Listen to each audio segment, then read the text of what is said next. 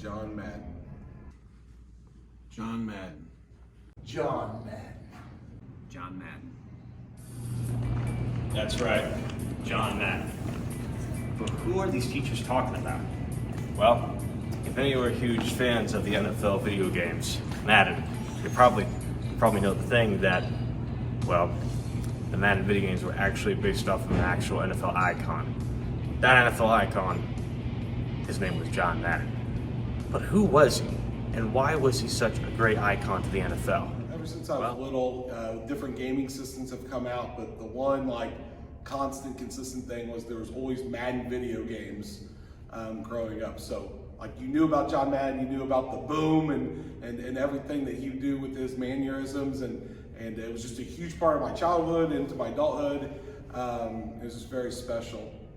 And then as I got into coaching, you read about different great coaches and their accomplishments, and he's a head coach at 32 years old and with the Raiders, which is a crazy place, and he's just had a huge impact on the game as he moved into broadcasting, and he's a larger than life figure for the game of football, and he'll definitely be missed. One of the first Super Bowls I remember very well was the 77 one when they beat the Vikings.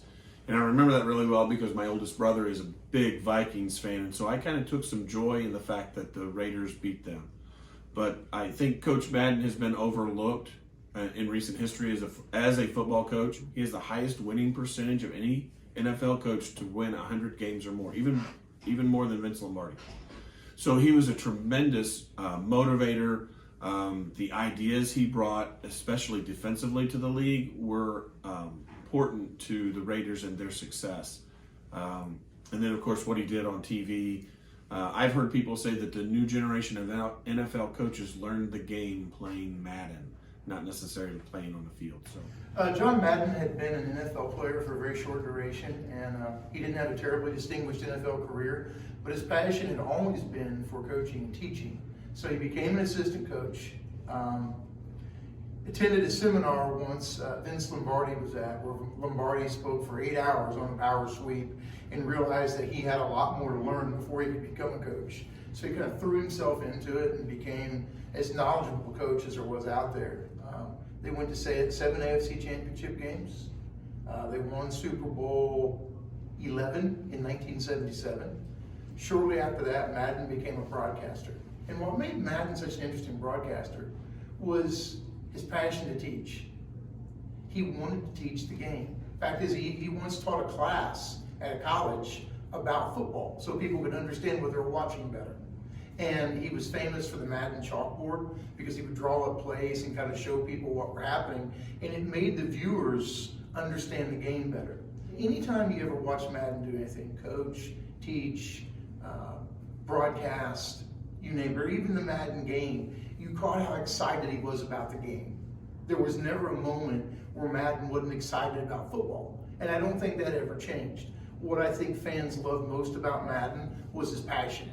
Very popular, was very good. John Madden had a fear of flying, however, and so he had a very, very nice custom bus that he traveled to the different NFL games around the country, and he coached some famous players, probably the best left-handed quarterback ever to play in the NFL, Kenny Stabler, one of the best defensive backs, one of the best safeties ever to play, Jack Tatum, and many others.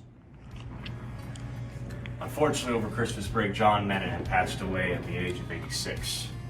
But in the very end, he led the Oakland Raiders to a victory in Super Bowl 11, and after he retired from coaching, he went on to be an NFL broadcaster, and he made NFL history. He also invented a chalkboard for every replay of every NFL game, called the John Madden chalkboard, where the yellow lines are shown on the screen, and NFL announcers still use it today.